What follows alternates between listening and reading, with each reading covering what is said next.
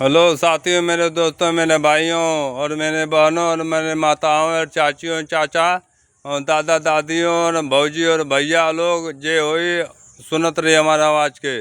और साहब लोग होई, पुलिस दरोगा होई, चाहे चौकी पर कोई, चाहे थाना पर कोई, चाहे मऊ कोई, हमारा बात सुने कोई तो सुनिए लोग, ना सुने तो कोनो जबरदस्ती ना। कहीं गरीब आदमी आई ईटा माटी काम करे नहीं, कबो काम करे नहीं, कबो ना काम करे नहीं। साहब लोग गलती से माफ़ करिया। कबो आदमी उल्टा सीधा बोल देला, कबो गलती से माफ़ करिया। कहें साहब लोग आप लोग हैं लोग, हम गरीब आदमी ईटा माटी काम करे नहीं, बाकी कोनो दिक्कत ना। बाकी हमारे मेहरारू भाग गई। हाँ, हमारे मेहरारू भाग गई, हम सबूत देते हैं।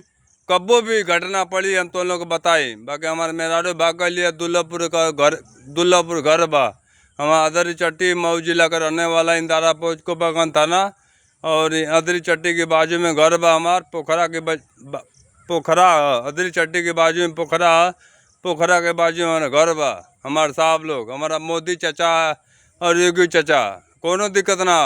बाकी हमारे घर में लाइन ना, अंधेरा में सुते नहीं, गर्मी बहुत होला, हम रोवे नहीं, बहुत डकरे नहीं। और भगवान इतना धूप करत बाना, गर्मी बहुत करत बाना। केहू बिना पंखा कर साहब लोग बता सके नहीं, केहू गर्मी में रह सकेला तो बतावा सही बात है गलत बात है। बाकी हम गर्मी में सुते नहीं। भूखा इंसान आदमी खाना एक टाइम दे सकेला, बाकी लाइन ना दे सकेला।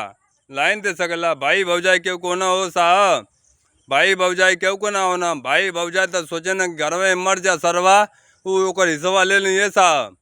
मोदी साहब और योगी साहब, हम आप लोग के निवेदन करते हैं, विनती करते हैं साहब लोग कि भाई भौजाई केहू को ना होना। भाई भौजाई तो सोचे ना कि घर में मर जा, ओकर हिस्सा ले ले, ओकर मेहरारू तो लइका फचर नहीं बना।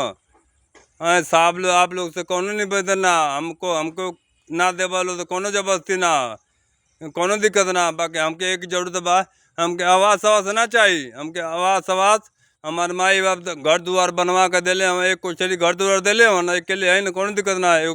घर और जमीन भी बहुत बा, कोनो दिक्कत ना। भाई में 3 भाई हैं, जा बंटवारा लग गई बा, कोनो दिक्कत ना बा साहब लोग। बाकी हमारे गरीबी में ये इतनी करिया लोग कि खाली बस लाइन खिंचवा दलो। 7,000 8,000 जौन लगी, 10,000 लगी, लाइन खिंचवा दलो। कर्जा धीरे धीरे हम बढ़ 1 महीना भरी, 2 महीना भरी, 4 महीना भरी, 6 महीना भरी, कर्जा धीरे धीरे बढ़ दे। ईटा माटी काम करे नहीं, कबो मिलेला कबो ना मिलेला। चोरी तो साहब लोग करम ना, आप ही लोग बताएं, चोरी तो कम ना। काहे कि ऐसे करे नहीं, ऐसे ना चोरी करे नहीं कि हट्टा कट्टा ही न जवान नहीं, लंबा चौड़ा ही 5-6 फुट के जवान नहीं।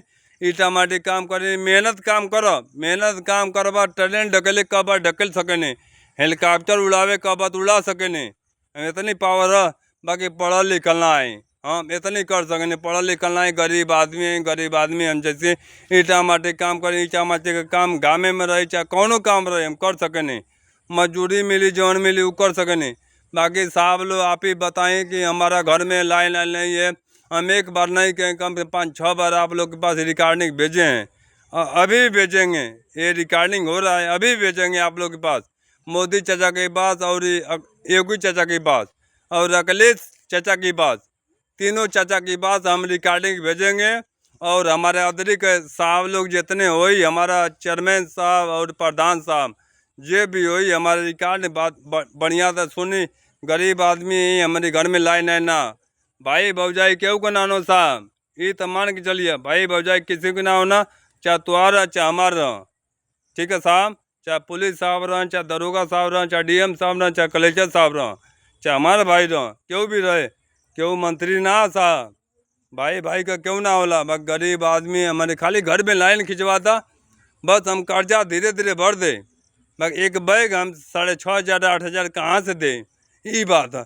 गर्मी बहुत लगा था साहब लोग, एक खाते हम रखते हैं, गोल लागत हैं। विनती करते हैं आप लोग के पास, हम विनती करते हैं, गरीब आदमी विनती करते हैं, गोल लागत हैं। मोदी चाचा, अखिलेश चाचा, योगी चाचा की गोल लागत हैं। अदरी क्षेत्र के हमारा चेयरमैन हुई ओकर गोल लागत हैं, हमारा प्रधान हुई देहात का ओकर गोल लागत हैं, पुलिस दरोगा ओकर गोल लागत हैं, ओकर गोल लागत के विनती मांगत हैं। हम हाथ जोड़ के विनती मांगत हैं, गलती से माफ़ करिए, जौन बोले कब ओकर गलती से माफ़ करिए। हम महाकाल का भक्त हैं। हर हर महादेव, हर हर महादेव, हर हर महादेव, राम राम।